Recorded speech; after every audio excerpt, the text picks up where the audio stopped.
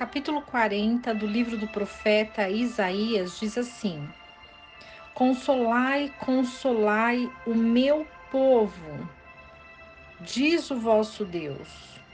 Falai com benignidade a Jerusalém e bradai-lhe que já se cumpriu o tempo da sua milícia, que a sua iniquidade está perdoada e que já recebeu da mão do Senhor em dobro por todos os seus pecados.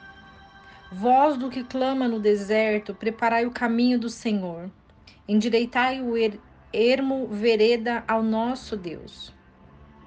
Todo vale será exaltado, e serão abatidos todo monte e colina, e o que está torcido se endireitará, e o que é áspero se aplainará.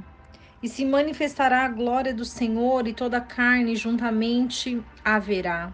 Porque a boca do Senhor o disse. Voz que diz, clama, e alguém disse, que hei de clamar?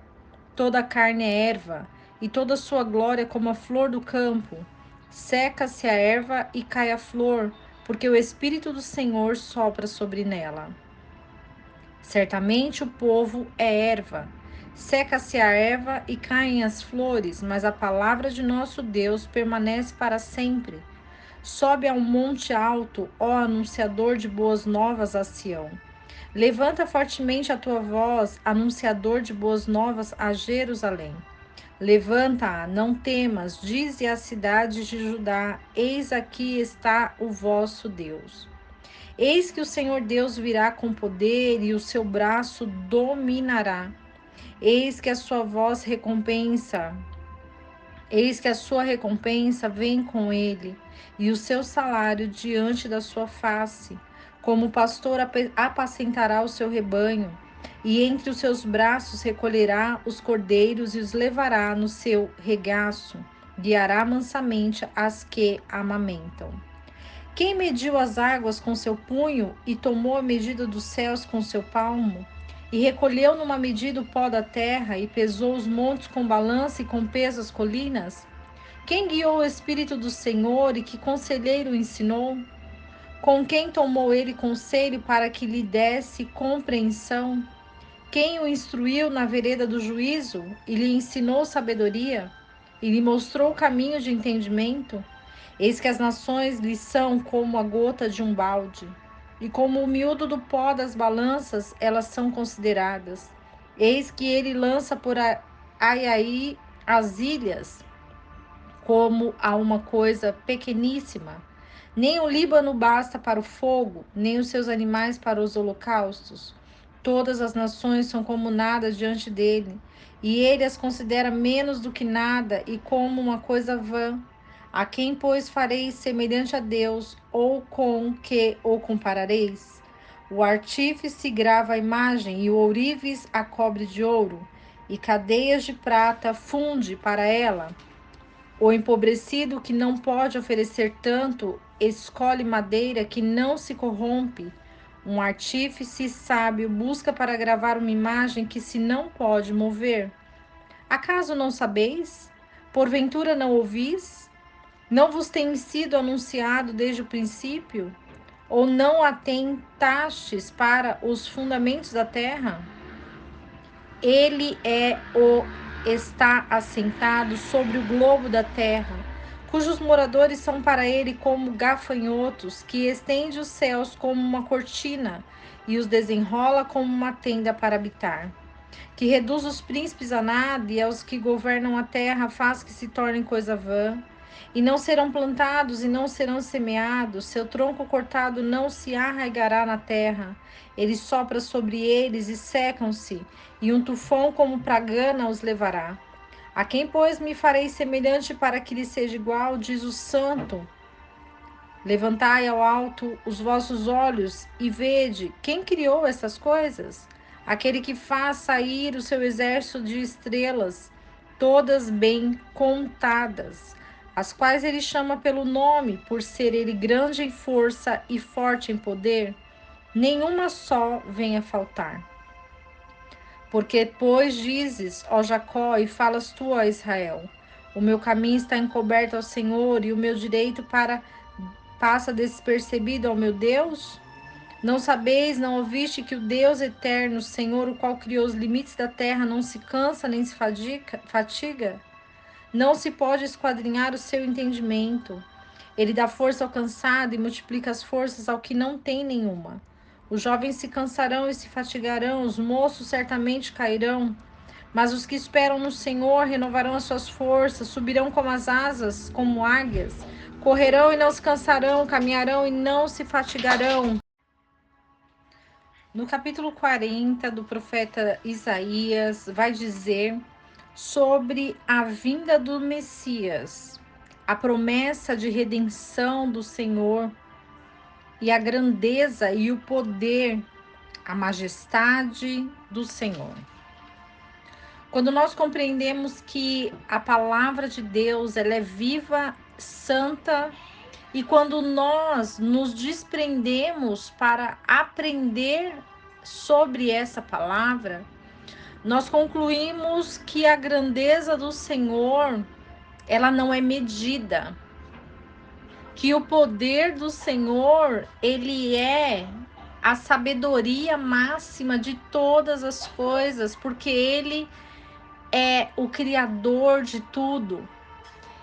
E nessa palavra, Isaías, como profeta, ele apresenta o Senhor de uma forma esplendorosa.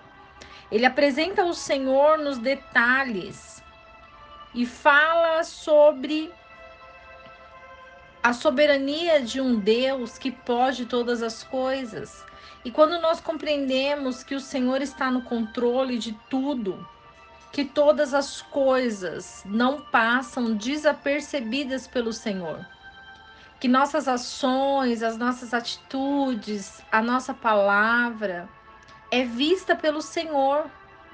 E o quão é importante nós estarmos ligados nele todos os dias, em oração, em louvor, em adoração, porque as nossas vidas precisam refletir esse amor, essa grandeza de Deus.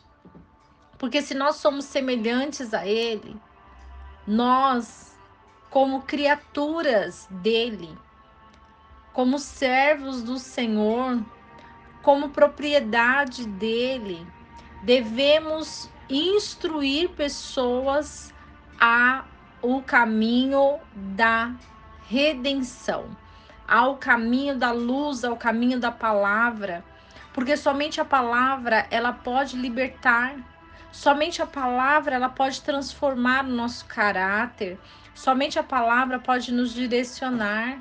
Quando nós não estamos dentro da palavra, nós estamos perdidos, nós estamos apagados, nós estamos vivendo no mundo de ilusão.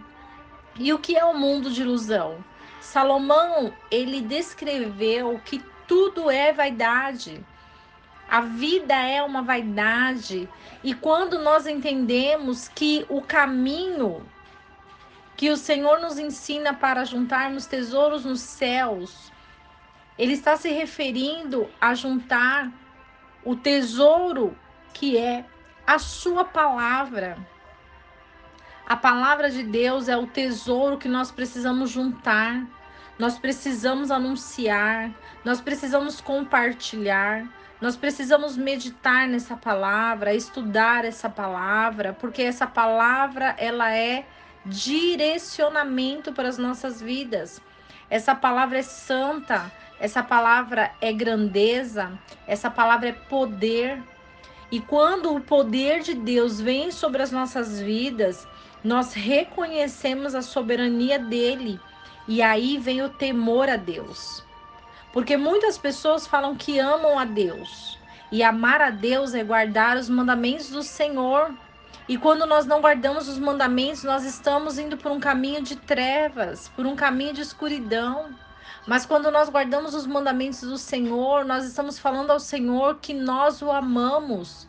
Nós estamos falando para o Senhor que nós estamos renunciando o nosso tempo, nós estamos renunciando os nossos sonhos, muitas vezes, as nossas vontades para servir ao Senhor, para obedecer os seus mandamentos.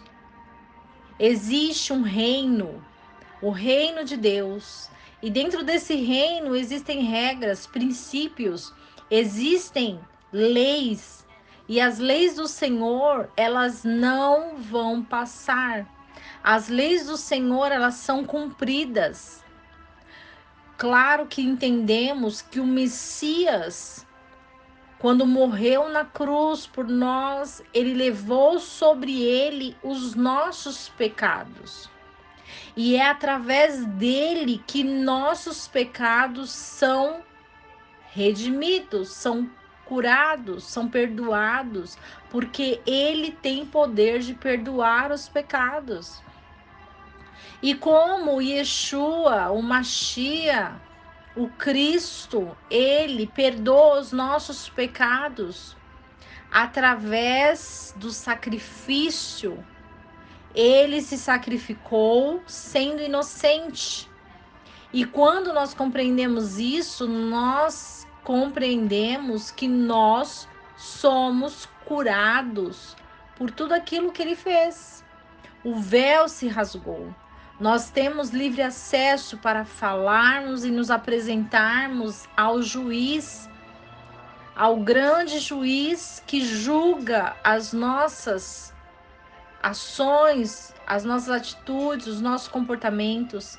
E nós só vamos mudar o nosso comportamento a partir do momento que nós conhecermos a palavra, meditarmos na palavra e sermos instruídos na palavra do Senhor. Por isso é importante nós entendermos que há um Deus soberano sobre todas as coisas, onipotente, onisciente, ele conhece tudo, ele sabe tudo, e por isso nós devemos nos aproximar do Senhor, através do conhecimento do seu poder, da sua grandeza, da sua soberania. Que você possa ser edificado, edificada com essa palavra.